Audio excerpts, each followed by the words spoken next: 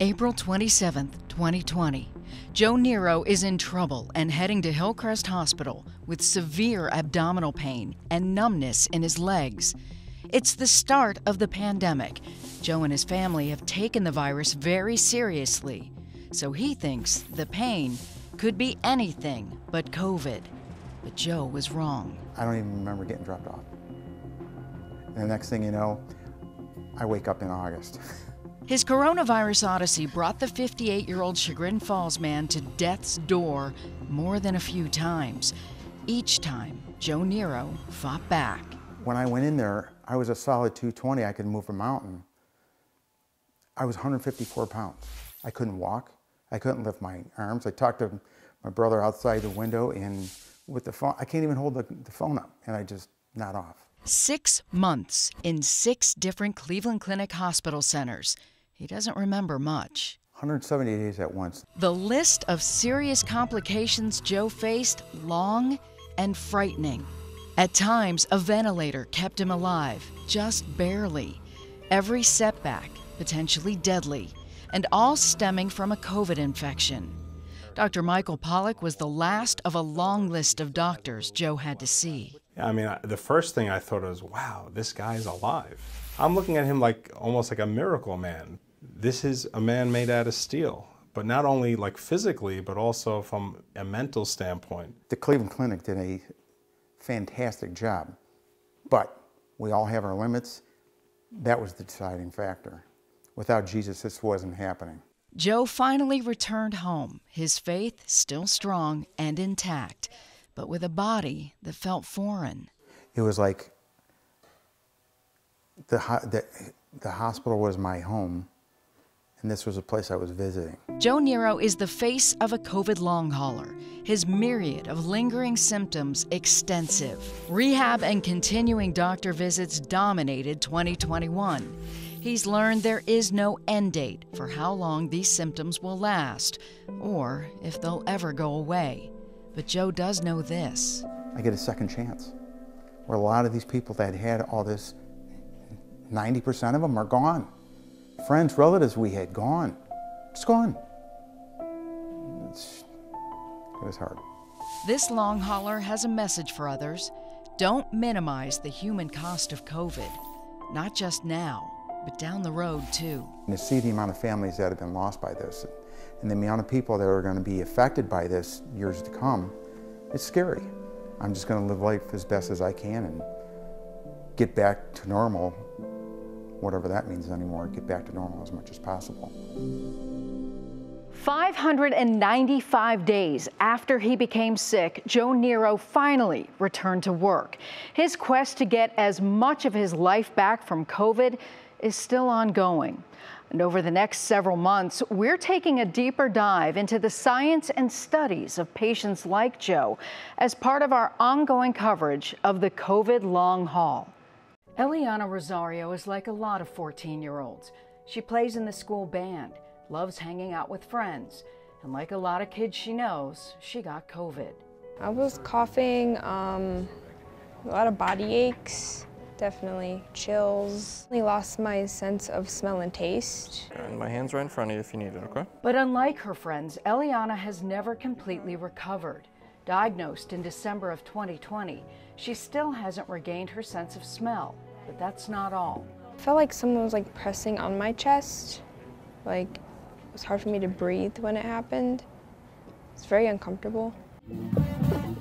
10 months after contracting COVID, Eliana's world came crashing down at a homecoming game just after halftime. But I wasn't able to move my arms a lot or my legs. I would say I was weaker on my right side. I couldn't turn my head to the right. The symptoms resembled that of a stroke, but Dr. Amy Edwards, infectious disease specialist at Rainbow Babies and Children's Hospital, had seen cases like this before in her COVID long haul clinic. Eliana's mother recalls the frightening conversation. What they had explained to me was that her immune system was attacking her from within. And therefore, just came to a point where her body just couldn't handle it. Doctors determined postural orthostatic tachycardia syndrome, or POTS, is likely the cause of Eliana's breathing problems. But there was something else, a neurologic deficit, meaning the signal to move her legs wasn't transmitting to Eliana's brain. Good job, Mama. There's no stroke that I can show you on MRI, but yet some part of the body doesn't work. For my kids, it's mostly their legs.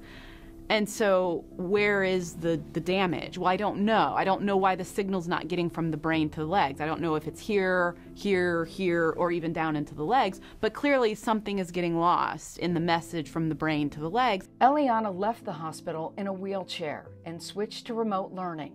She endured months of physical therapy. Along the way, she's had company. Her mother, Jessica, is a COVID long hauler too.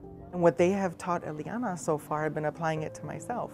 Jessica battles multiple sclerosis. She got COVID at the same time as her daughter and is still experiencing extreme fatigue. I try to get as much rest as I can. I never took naps during the day, but now I have. To date, there is no magic bullet for COVID long haulers. Dr. Edwards says a strict, clean diet, supplements, and a sleep routine of 8 to 10 hours a night can make a difference. We don't even know 100% what's wrong. I mean, I know what's wrong, I can see it before me, but I don't know at the molecular level inside the body exactly what's wrong. So what I have to do is I have to harness the power of the child's body to heal itself. This winter, Eliana graduated from a wheelchair to a walker, then cane.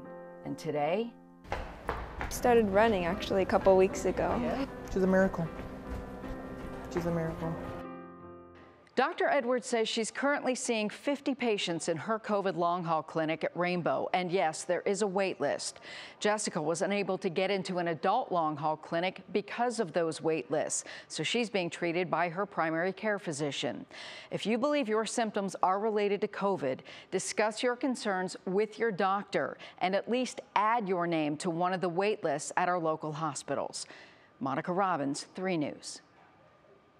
The pictures are a window into the world of Samantha Leskowitz. I feel like a shell of the person I used to be. Who she used to be, a nurse, newly engaged and excited about the future. That was March of 2020. Shortly after COVID's arrival in Northeast Ohio, Samantha tested positive. I just kept getting sicker and sicker.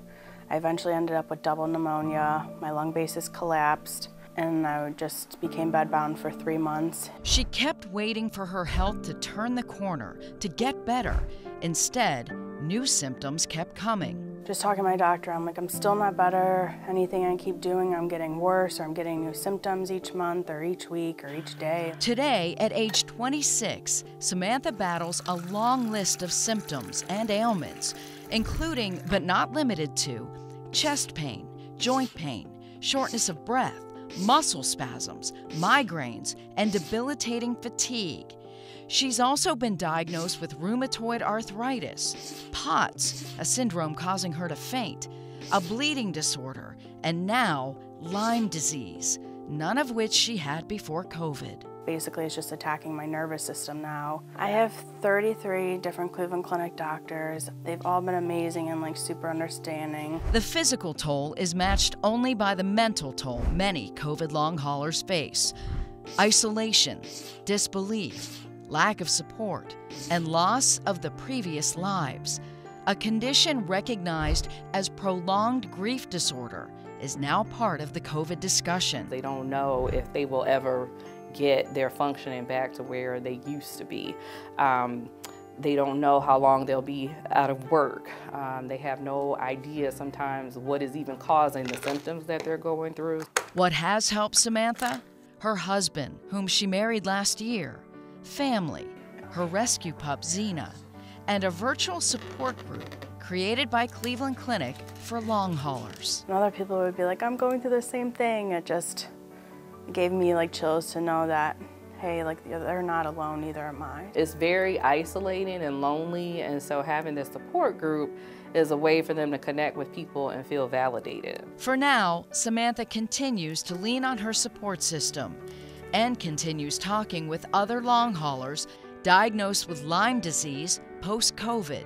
She fights to get better every day. This is so debilitating, and it's changed my whole life. And hopefully one day it can be put in my past. Are you done?